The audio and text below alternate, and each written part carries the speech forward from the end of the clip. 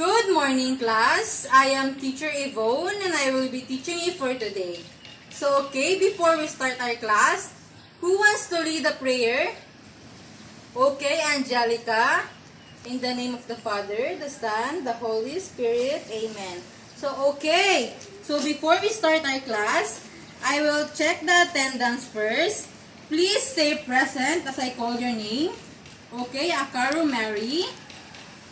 Aquino Maria Elena, Blanco Eric, Bautista Mark, De Guzman Angelica, Lopez Castile, and Mondragon Elna.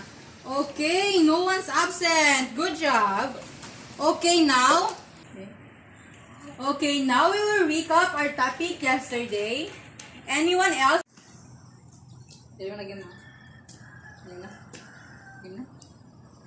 Okay, now we will recap our topic yesterday.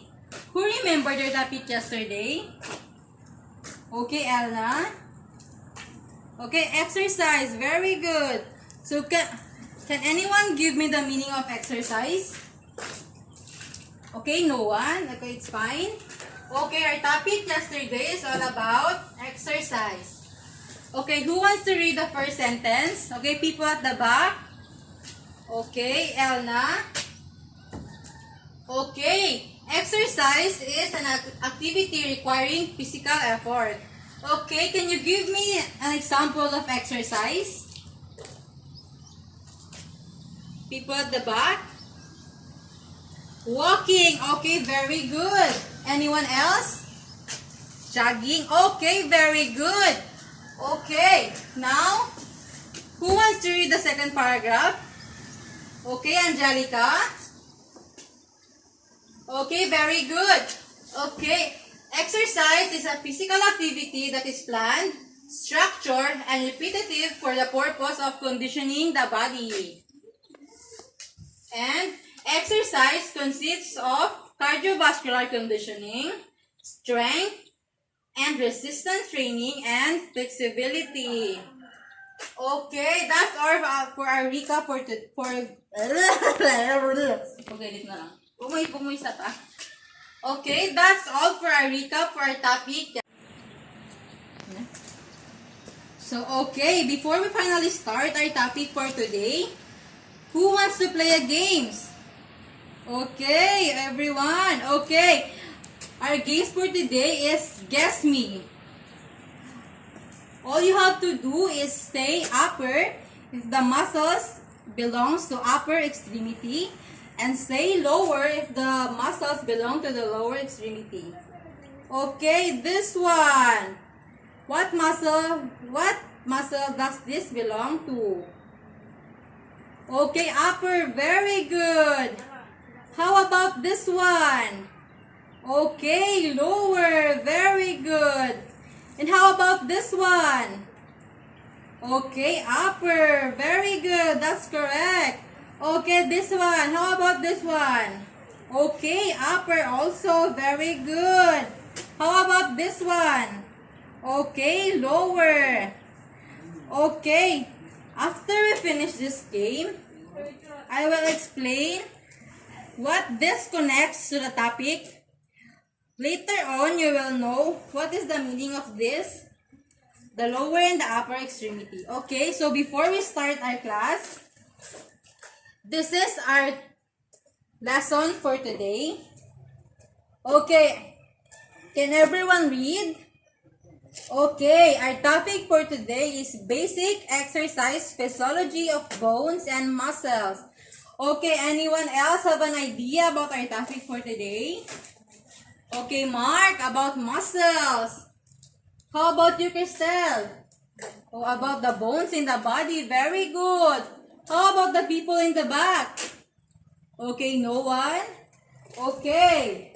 Our topic for today is the basic exercise physiology of bones and muscles. The first, our topic,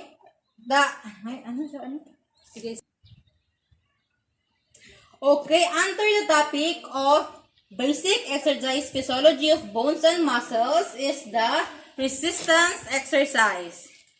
The first topic under the resistance exercise is the muscles. The seconds are muscles of the trunk. And the third is muscles of the upper extremity. Next one is the muscles in the lower extremity. The next one is the muscles hypertrophy. And the last is the bones. Okay. Okay, what exactly is basic exercise physiology? Anyone else have an idea? Okay, about exercise. Okay. About jogging. Okay, that is considered also exercise. So, can everyone read or anyone wants to read about what is basic exercise physiology? Okay, Mark, can you read? Okay, very good.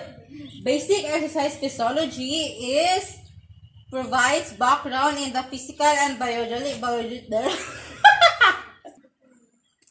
Okay, who wants to read what is basic exercise physiology? Okay, Mark, can you read? Okay, very good. Okay, basic exercise physiology provides a background in the physical and biological science required for additional graduate study in exercise physiology or entry into medical or dental professional school. It is a specialization within the field of kinesiology. This professional study in the body responses to physical activity as well as how the body adapts to the physical activity over time. Okay, the next one is, how does exercise affect the muscles and the bones? Okay, can someone give me how does exercise affect the bones and the muscles? Okay, very good. Of course, when we do exercise, our bones and muscles stretches and it improves. Okay, very good. Okay. Okay, now who wants to read? Okay, people at the back. Can we read? Oh, very good. Okay, how does exercise affects the bones and muscles? The answer is, when you are physically active, you strengthen your muscles. Your bones adapt by building more cells, and as a result, both become stronger. Strong bones and muscles protects against injury and improves balance and conditioning. In addition, active adults experience less joint stiffness and improve flexibility. Okay, when we do exercise, our muscles improve and become flexible. Like for example, when we become adult, like 40, our bones will not become stiffy. Okay, we can walk and we will not be. Okay, so when we do exercise, our bones and muscles improves and it becomes flexible. Okay, like for example, when we become 30 or 40 years old, our muscles and bones will not be curved if we do exercise regularly. Okay, the next topic is about muscles. Okay, anyone can give me the anyone can give me the meaning of muscles or what does it means? Okay, no one? Okay, muscles. Muscles are soft tissues that many stretches fibers make up your muscles. You have more than 600 muscles. Okay, 600 muscles. And in your body, there are different types of muscles and different kinds of jobs. Some muscles help you run, jump, or perform delicate tasks like threading a needle. And other muscles allow you to breathe or digest food. Your heart is hard-working muscles that beats thousands of times a day. Okay, anyone who wants to read the second paragraph? Okay, Mark, can you read? Okay, thank you. There are 3 types of muscle tissues in the body. The 3. Who knew the 3 types of muscles in the body? Okay, skeletal, very good. How about the others in the back? No one? Okay, the 3 types of muscles in the body are the skeletal muscles, the cardiac muscles, and the smooth muscles.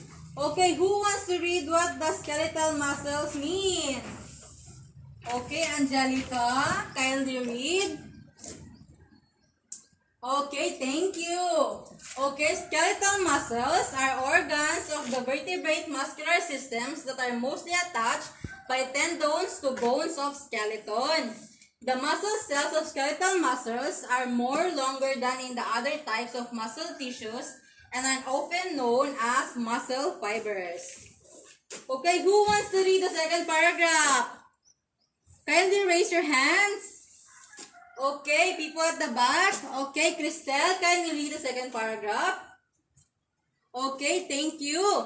The second paragraph is, skeletal muscles enables human to move and perform daily activities like, for example, walking. Okay, they play an essential role in respiratory mechanism and help in maintaining posture and balance. They also protect the vital organs in the body. Okay, also skeletal muscles have tendons attached to skeletal muscle tissues to bone throughout your body. The shoulder muscles, this one, the hamstring muscles, and the abdominal muscles are all examples of skeletal muscles. Skeletal muscles. The skeletal muscles look like this. This one in the middle is the skeletal muscles. Can you see at the back? Okay, can you describe skeletal muscles? Okay, skeletal muscles look like a straight line with three circles in it. Okay, very good. Okay, now we'll proceed to cardiac muscles. Okay, anyone who wants to read cardiac muscles? Okay, kindly raise your hands. Okay, Cristel, can you read cardiac muscles and what does this mean? Okay, thank you. Okay, cardiac muscles. Cardiac muscles is an organized type of tissue that only exists in the heart. It is also one of the 3 types of vertebrate muscle tissue, with the other 2 being skeletal and smooth muscles. Cardiac muscles is an involuntary, striated muscles that constitute to the main tissue of the wall in the heart. The cardiac muscle is the one who protects our heart. Okay. Cardiac muscle also is responsible for keeping the heart pumping and blood circulating around the body. So without the cardiac muscles, we will not live since she's the one who help the heart pumping and circulates blood. Okay, cardiac muscle tissues or myocardium contains cells that are expand and contract in response to electrical impulse from the nervous system. Okay, Aska, can you see? Cardiac muscles is like this. People at the back, can you see the picture? Okay. Kindly move forward if you cannot see. Cardiac muscles look like this. Can you describe cardiac muscles? Okay. It's like a 2-line combine, yes. Very good, okay. Now we'll proceed to smooth muscles. Okay, if anyone else want to read what smooth muscles is? Okay. Anna. Okay, please read. Okay, thank you. Smooth muscles is an involuntary, non-striated muscles. So called because it has no sacrums and therefore no striations, band or stripes. It is divided into two subgroups, single unit and multi-unit smooth muscles. It is divided into two groups. What is the two groups? Okay, single unit and multi-unit smooth muscles. Okay. Okay, what is the function of smooth muscles? People at the back who knew the function of smooth muscles?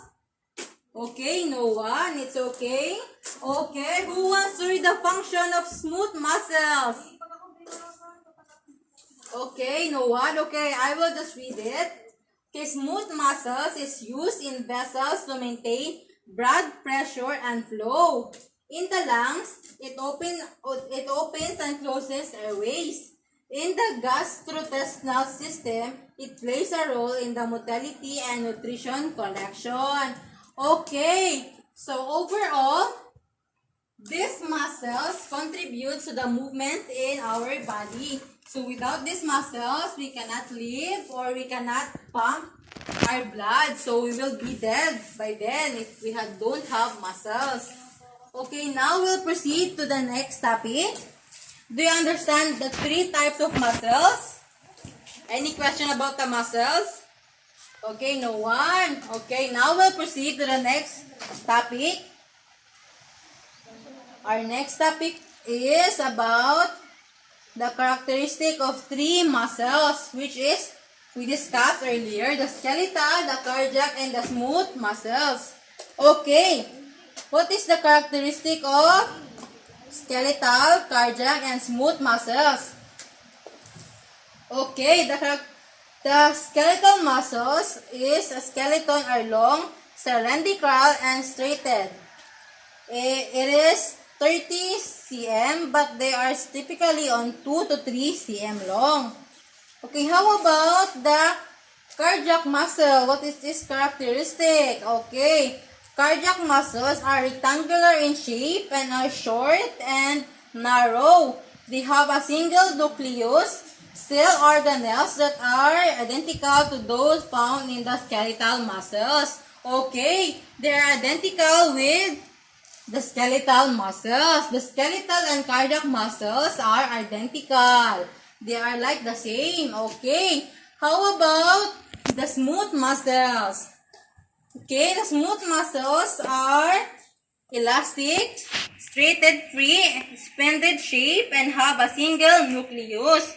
Smooth muscle cells are organized in sheets, and this arrangement allows them to contract at the same time.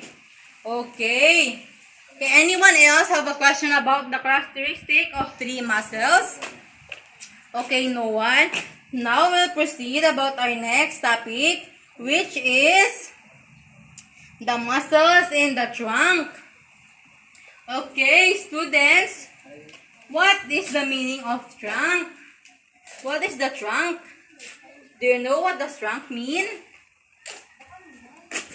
The trunk is this part of the body. This one, the upper part in the body. In the mid. This one is the trunk. It's where your bones,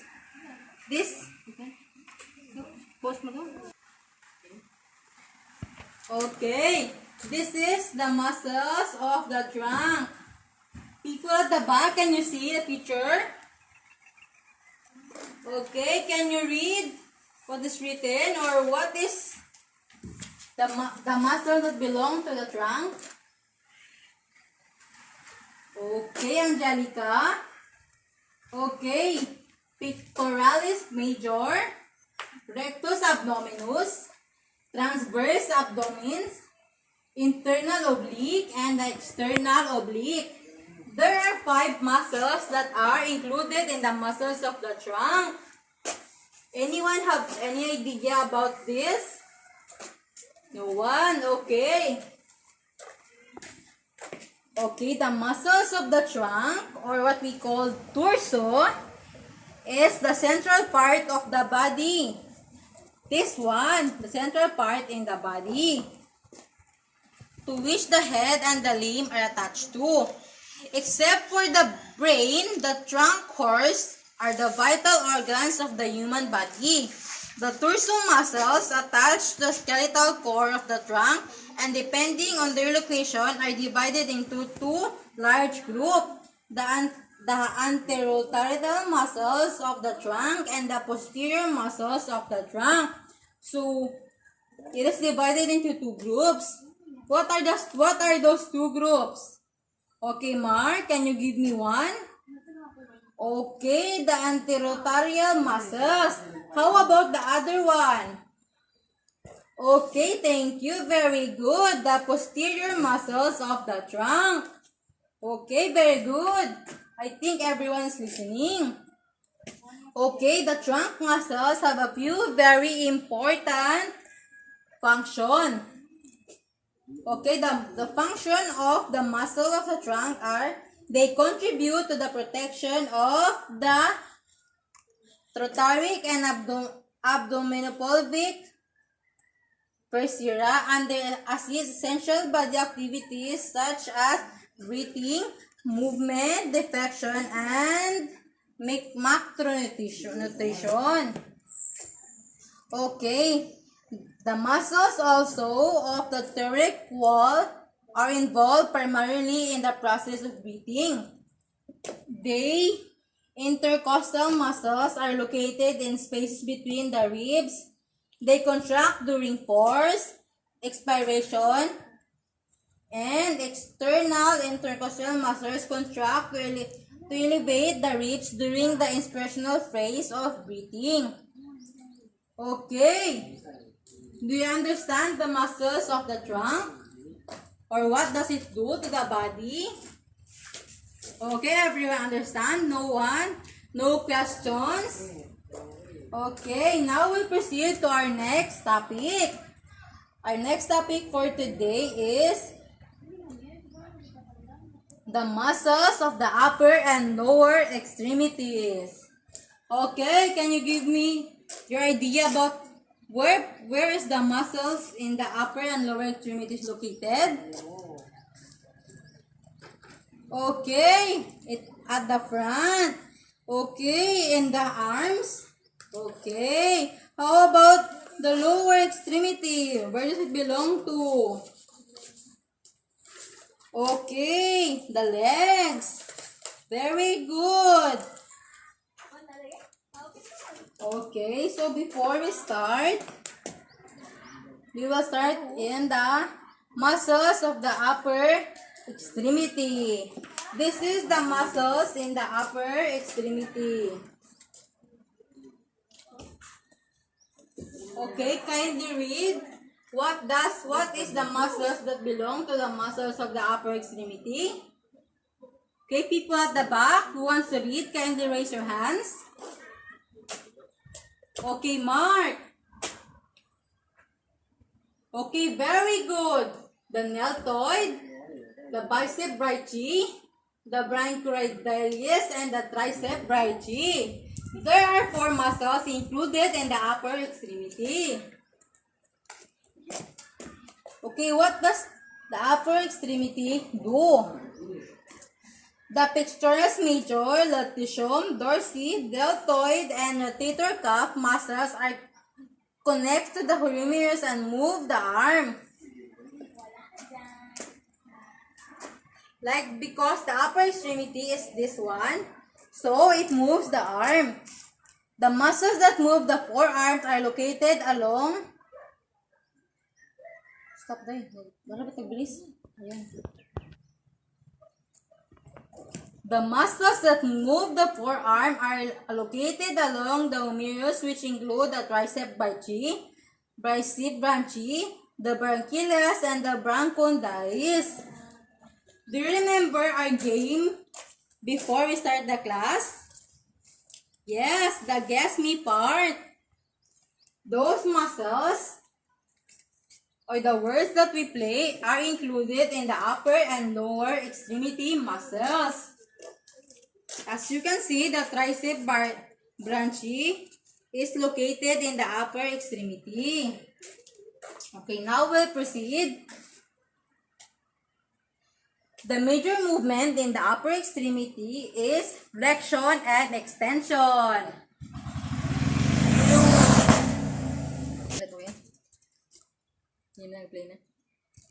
The major movement of the upper extremity is flexion and extension. Okay, anyone else knew what flexion and extension is? Okay, no one. Okay, that's fine. Okay. The extension and flexion. Okay, can you stand up, everyone? Let's do this thing, okay? When you move it like this, it will cause extension. And if you move it back, it will cause flexion. Okay? Can you do it with me? Extension, flexion. Extension, flexion. Okay, other example of this is this thing.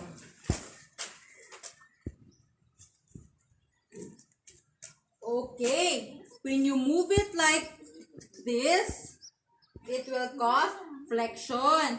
And if you move it like this, it will cause extension. Like walking, if you will move it like this, it will cause flexion. And you'll move it backward, it will cause extension. Okay, everyone understood? Okay, very good. Now we'll proceed to the muscles in the lower extremity. Okay, do you know where does the lower extremity belongs or located? Okay, in the legs, in the lower part. Very good. Okay. This is the muscles of the lower extremity. Okay, kindly move forward if you cannot see. Yes, kindly move forward. Okay, kindly read. Can you read the muscles that belong to the lower extremity? Okay, Cristel? Okay, thank you.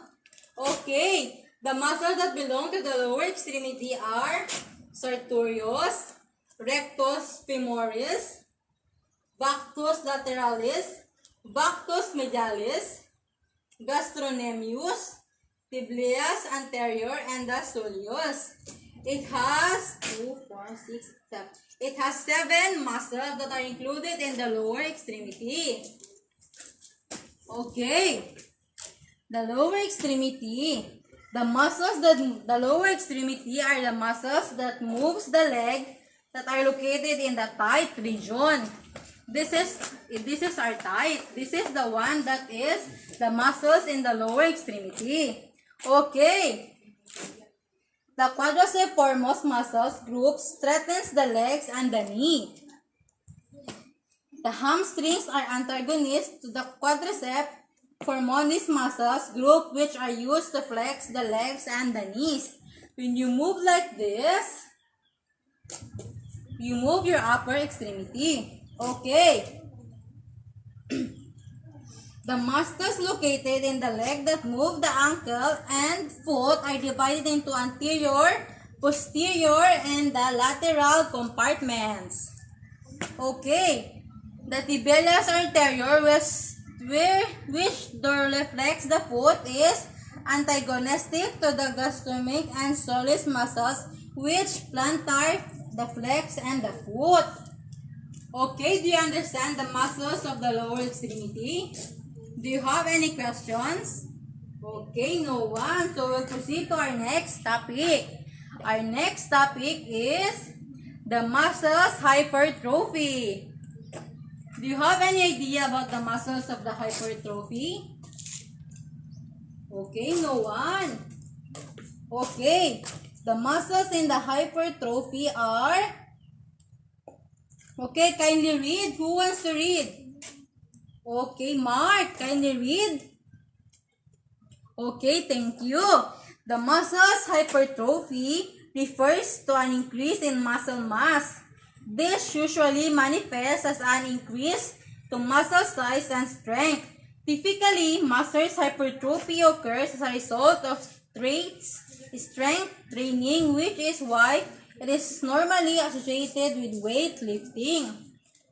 Okay, the muscle hypertrophy is like this one. As you can see in the picture, can you give the difference of two pictures? People at the back. Okay, the first picture is his arm is smaller, and then the second picture, it becomes bigger. This is the result of muscle hypertrophy, the increase in muscle mass. It is the increase. It increases when you move or do exercise like weight training. Like for example, when you do barbells like this, your arms become bigger. It is what we call muscle hypertrophy. Okay, now we'll proceed. Okay, muscle hypertrophy. There are two types of muscle hypertrophy. The first one is the microvillar and the sarcoplasmic. Some people may adapt their training to target different types of muscle growth. For example, some people will train to prioritize each muscle size of muscle strength. Okay, if you are listening, can you give me the two types of muscles hypertrophy? People at the back? Okay, very good. The myofibrillar. The other one? Okay, very good. The sarcoplasmic. Okay, now we'll proceed. The muscular hypertrophy trusted source or muscle growth refers to an increase in muscle mass, which is increase in multi-glycerin storage.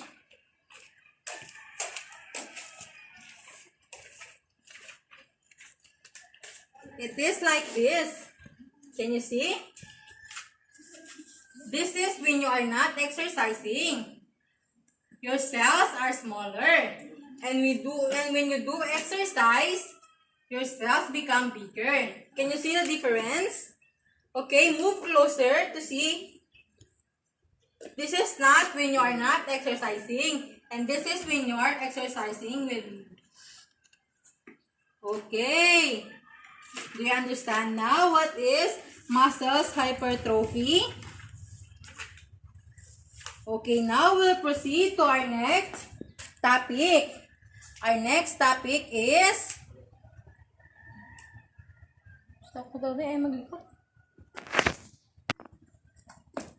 So we'll now proceed to our next topic, which is the bones. Okay. Can you give me your idea about bones? Okay, bones, skeletal. Okay, anything else? Okay, it's part of the body, of course. It's part of the body. Okay, now, kindly read. Who wants to read? Okay, Angelica. Okay, read it loudly so that your classmate can hear. Okay, thank you. Very good. Okay, the bone serves three main physiological functions. Okay, its mechanical nature provides support for locomotion and offers protection to vulnerable internal organs. And an environment for bone marrow and for the development of hematopoietic cells. The traditional view of passive tissue responding to the hormonal and dietary influences has changed over the past half century to one of a dynamic adaptive tissue responding mechanism demands. This chapter gathers together some recent advances in bone physiology and molecular cell biology and discusses the potential application of the bone's functional adaptation to loading enhancing bones trends during children and adolescents. Okay. This is the example of our bones. Bones in the body. Do you know anything about the skeletal system? Have you heard the skeletal system? No. Okay. Can you look at the picture? This is our bones. This is the bones in the body. Okay. Who wants to read the different kinds of bones or the different types of bones? People at the back? Okay, no one? Okay. The bones in the body includes the skull, the fixed joint, the vertebra, the ball and socket joint or the shoulder, the sternum, the ribs, and the humerus, the pelvis, the radius, the ulna, the femur, the fibula, the hinge joint or the knee, this one, and the tibia. Okay, do you understand the bones? Okay, now we'll proceed. The bones, the activities that put stress on the bones can nudge bone-forming cells into action. Okay, the best bone-building exercise includes walking, hiking, jogging, climbing stairs, playing tennis, and dancing. This is the example. The first one is the climbing the stairs. And then climbing mountains. And then walking. Yes. And of course, it includes jogging. And the last one is playing tennis or games. Can you give me the similarities of this? Okay, they use their feet. Of course. Okay. The similarities of these pictures is they uses their feet to run. Like in playing tennis, you move around. And when you're climbing stairs, also you move around. Okay, these pictures includes bone building exercises. It helps to build your bones. It strengthens your bones. Playing tennis, climbing stairs, climbing mountains, running, and mostly walking. Of course, we walk every day, so it helps our bone building. Okay, now, do you understand what is the function of bones and what does it do to the body? Okay, very good. So, okay, before we finish our topic for today, I will give you an assignment. Okay? I will group yourself into 5. Okay? Count 1 to 5. Okay, 1, 2, 3, 4, 5. Okay, now group 1 proceed to this side, group 2 to this side, and group 4 to this, and group 5.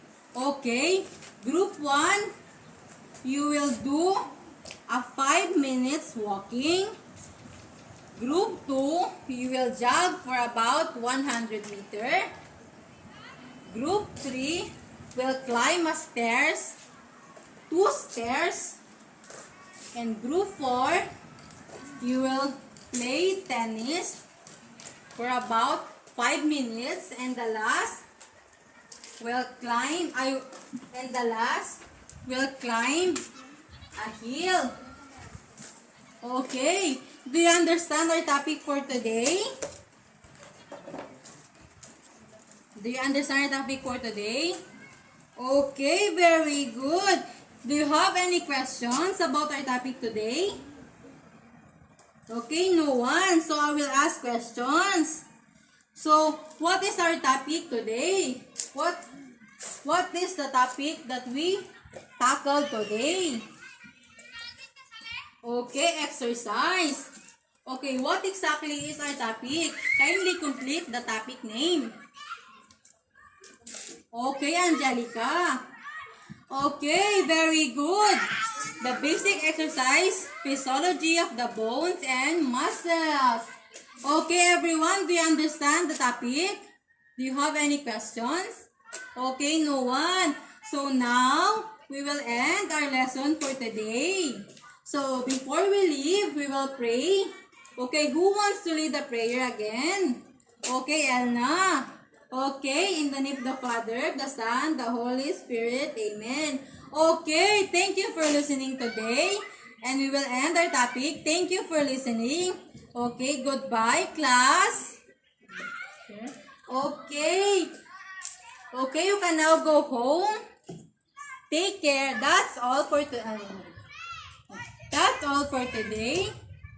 Thank you.